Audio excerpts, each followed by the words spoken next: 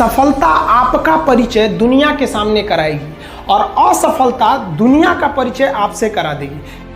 और ये ज़िंदगी जो है ना, एक अजीब सी रेस है यार, समझ में नहीं आता है। अगर तेज भागिएगा तो आपके अपने पीछे छूट जाएंगे और धीमे दौड़िएगा तो आपके अपने ही आपको पीछे छोड़ के चले जाएंगे। पतंग को पता होता है कि उसका अंत एक कचड़े में जाकर होगा, लेकिन उससे पहले उसे आसमान छूकर दिखाना होता है। पहाड़ों को चीरते हुए जब नदी निकलती है ना, तो कभी नहीं पूछती है कि समुंदर अभी कितना दूर है। और नदी में गिरने से तो कभी किसी की मौत नहीं होती। मरता तो वही है जिसे तैरना नहीं आता है। तो हम सब परिस्थितियों के आगे हार जाते हैं। हम हार जाते हैं, परिस्थितियां सबके सामने होती है। जो डट के रहा उसे मंजिल मिली और जो नहीं डटा वो हार के चला गया।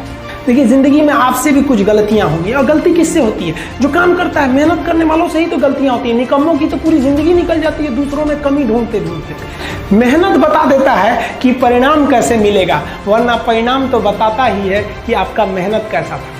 दिन ना सबके लिए 24 घंटा का होता है। ऐसा नहीं है कि आपको अलग से वक्त मिलेगा, लेकिन इसी 24 घंटे में किसी को प्यार करके पति बनने का शौक है तो किसी को मेहनत करके करोड़पति बनने का शौक है। तो आप डिसाइड करिए आपको क्या बनना है। क्योंकि बरसों बाद जब लोग ये मिलेंगे ना आपसे, तो ये नहीं पूछेंगे कि कितनी गर्लफ्रेंड है, लोग पूछेंगे कमाता कितना है, हैसियत कितनी है तुम्हारी। ये दुनिया का उसूल है कि लोग कभी भी आपसे खैरियत नहीं, आपकी हैसियत पूछते हैं। हम आप सब लड़का लड़की से कहना चाहेंगे कि अभी वक्त है, अभी सर झुका के पढ़ लीजिए। वादा है आपसे कि जिला में सबसे ऊंचा सर आपका होगा। अगर आज आप किताबों के दीवाने हो गए ना, तो कल दुनिया आपकी दीवानी हो जाएगी। खुशी कब मिलेगी आपको? जिस दिन आपको जॉब मिलेगा ना, और जो पहली सैलरी मिलेगी वो भी नहीं खुशी है। जब आप अपनी पहली सैलरी ले जाके अपनी माँ के हाथों में देंगे ना, तो आपकी आंखों में आंसू होगा। आप याद करेंगे कि जिस माँ की उंगलियों को पकड़कर हमने चलना सीखा, आज उसको हमने अपनी पहली कमाई दिया है।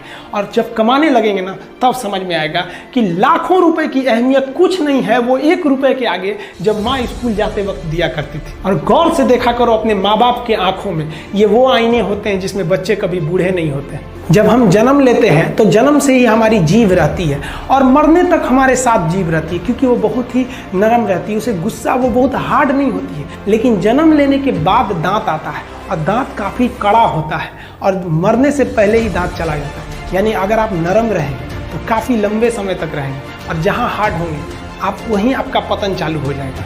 इंसान 3 साल में बोलना सीख जाता है, लेकिन उसे क्या बोलना है ये सीखने में उसे पूरी जीवन लग जाती है। शब्दों का इस्तेमाल बड़ा सोच समझ के कीजिएगा।